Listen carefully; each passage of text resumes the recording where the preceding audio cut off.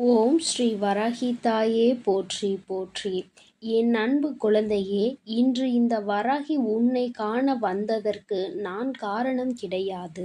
உன்னுடைய வீட்டில் வசிக்கும் கன்னி பெண் தெய்வம், உன் இல்லத்தில் இருக்கின்ற அந்த தெய்வம் உன்னோடு பேச வேண்டும் என்று நீண்ட நாட்களாகவே என்னிடத்தில் கேட்டார்கள்.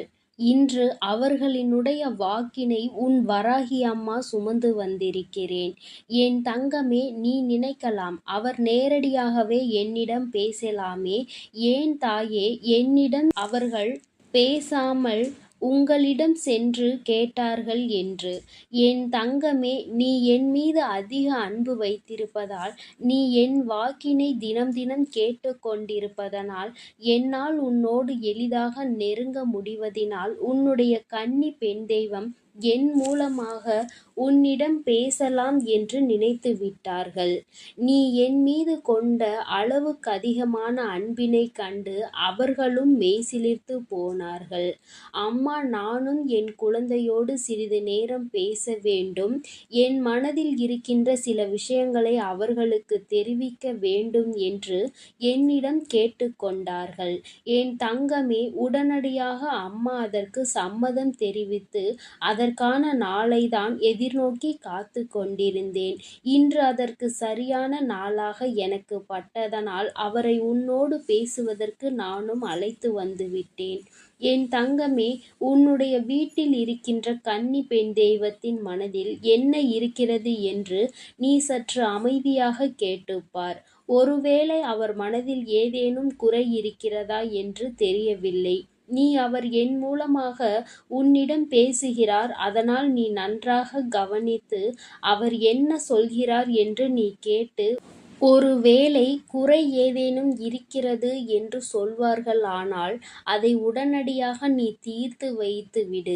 ஏனென்றால் உன் இல்லத்தில் இருக்கின்ற கன்னி பெண் தெய்வம் உன் குடும்பத்தை காத்து கொண்டிருக்கிறார்கள். உனக்கு எப்படி குலதெய்வங்களும் இஷ்ட தெய்வங்களும் உன்னை காக்கின்றதோ அதுபோலதான் உன் இல்லத்தில் இருக்கின்ற கன்னி பெண் தெய்வமும் உன்னை காத்து கொண்டிருக்கிறார்கள். நீ உன்னுடைய குலதெய்வத்திற்கு படையல் படைக்கும் போது அவர்களுக்கும் நல்லதொரு துணியை வாங்கி வைத்தோ, மற்றபடி அவர்களுக்கு பிடித்ததை செய்து வைத்தோ அவர்களையும் நீ வழிபட வேண்டும் என்பதை மறந்துவிடாதே.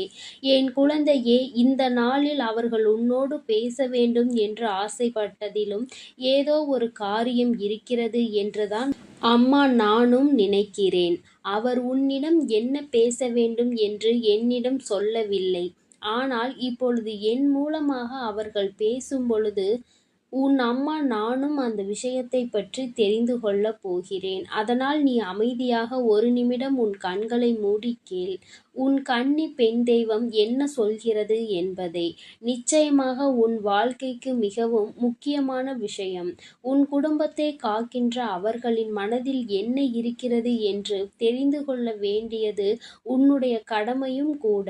என் அன்பு குழந்தையே, நான் உன் இல்லத்தில் இருக்கின்ற கன்னி பெண் தெய்வம் உன்னோடு பேச வந்திருக்கிறேன். என் குழந்தையே, நீ என் மீது அதிக அன்பு வைத்திருக்கிறாய். நான் உன்னுடைய இல்லத்தில் இருக்கின்ற நேரங்களில் எல்லாம் சந்தோஷமாக இருக்கிறேன். நீ எனக்கு ஒவ்வொரு நாளும் பூஜைகளை செய்யும் பொழுது நான் மனம் குளிர்ந்து கொண்டுதான் இருக்கிறேன். ஒருபோதும் உன்னுடைய பூஜைகளில் எனக்கு எந்த குறைபாடும் ஏற்படுவதில்லை. நான் அங்கே சந்தோஷமாக இருந்து கொண்டிருக்கிறேன்.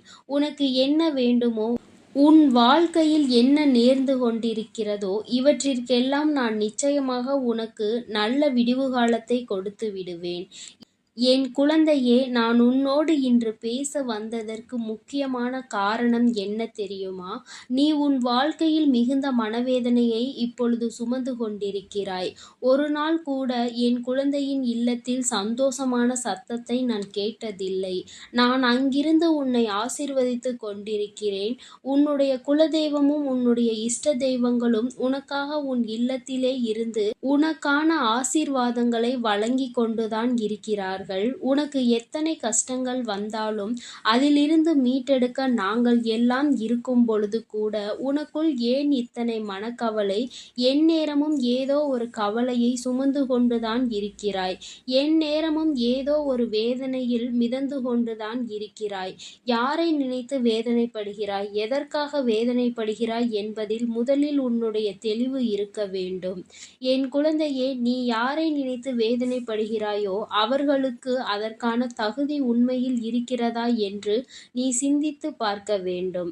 என் குழந்தையே, தேவையில்லாமல் உன்னுடைய உடலையும் மனதையும் நீயே கெடுத்துக் கொள்ளக் கூடாது என்பதற்காகத்தான் இன்று உன்னுடைய கன்னி பெண் தெய்வமானவள் நான் உன்னை காண ஓடோடி வந்திருக்கிறேன். என் பிள்ளையே, ஏன் இத்தனை விதமான கஷ்டங்களை தூக்கி சுமந்து கொண்டிருக்கிறாய்? யாருக்காக நீ உன்னுடைய கஷ்டத்தை இங்கே தூக்கி சுமந்து நின்று கொண்டிருக்கிறாய்? அவர்களுக்காக நீ அதை தாங்குவதற்கான உண்மையில் தகுதி இருக்கிறதா? உன்னுடைய அன்பினை பெறுவதற்கான தகுதி உண்மையில் அவர்களுக்கு இருக்கிறதா என்பதை முதலில் நீ புரிந்து கொள்ள வேண்டும். என் குழந்தையே, அதை முதலில் நீ தெரிந்துவிட்ட பிறகு அவர்களுக்காக நீ எதையும் செய்ய தொடங்கு. என் தங்கமே, நான் உன்னை சுற்றி இருக்கின்ற சில போலி உறவுகளை கண்டு கொண்டதன் விளைவாகத்தான் உனக்கு இத்தனையையும் சொல்லிக் கொண்டிருக்கிறேன். யாருக்காக செய்கிறோம், எதற்காக செய்கிறோம் என்பதை முதலில் நீ தெளிவாக புரிந்து கொள். உண்மையாகவே இதை செய்வதற்கான தகுதி அவர்களுக்கு இருக்கிறதா? இதற்கு முன்னால் உன்னிடம் எப்படி நடந்து கொண்டார்கள், இப்பொழுது எப்படி நடந்து கொள்கிறார்கள் என்பதையெல்லாம் நீ நன்கு சிந்திக்க வேண்டும். என் குழந்தையே, நான் உன் இல்லத்தை சுற்றிதான் எப்பொழுதும் இருந்து கொண்டிருக்கிறேன். உன் இல்லத்தில் இருக்கின்ற கஷ்ட நஷ்டங்களை எல்லாம் நான் பார்த்து கொண்டுதான் இருக்கிறேன். நீ எந்த விஷயத்திற்காக சந்தோஷப்படுகிறாய், எந்த விஷயத்திற்காக வேதனைப்படுகிறாய் என்பதெல்லாம் எனக்கு நன்றாக தெரியும். அதனால் உன்னுடைய சந்தோஷமான விஷயங்களை எல்லாம் உன்னிடம் நிலைத்திருக்க செய்து, உன்னுடைய கஷ்டமான விஷயங்களை எல்லாம் உன்னிடம் இருந்து தூர விலக்கி வைத்து உன் வாழ்க்கையை நல்லபடியாக மாற்றிக் கொடுப்பது என்னுடைய பொறுப்பு. நீ நினைக்கலாம், நாம் வணங்குகிறோம் அவர்களை, ஆனால் அவர்கள் நமக்காக என்ன செய்து கொண்டிருக்கிறார்கள் என்று. என் குழந்தையே, நீ என்னை நினைக்க மறந்துவிட்டால் கூட நான் ஒருபோதும் உன்னை நினைக்க மறக்க மாட்டேன். உன் குடும்பத்தை காப்பதுதானே என்னுடைய கடமை. எனக்கு உன் குடும்பத்தை காப்பது மட்டும்தான் பொறுப்பாக கொண்டிருக்கிறது. வேறு எந்த குடும்பத்திற்கும் சென்று நான் எந்த ஒரு விஷயங்களையும் செய்ய போவது கிடையாது. உன்னுடைய குலதெய்வத்திற்கு உன்னுடைய குலத்தில் இருக்கும் எல்லோரையும் காப்பாற்ற வேண்டிய பொறுப்பு இருக்கிறது. ஆனால் உன்னுடைய இஷ்ட தெய்வத்திற்கு யாரெல்லாம் அவர்களை வணங்குகிறார்களோ, யாரெல்லாம் அவர்களுக்கு நம்பிக்கை வைத்து காத்து கொண்டிருக்கிறார்களோ அவர்களுக்கு செய்ய வேண்டிய கடமை இருக்கிறது. ஆனால் உன் இல்லத்தில் இருக்கின்ற உன்னுடைய கன்னி பெண் தெய்வமான எனக்கு உன்னுடைய குடும்பத்தில் இருப்பவர்களுக்கு மட்டுமே செய்ய வேண்டிய பொறுப்பு இருக்கிறது.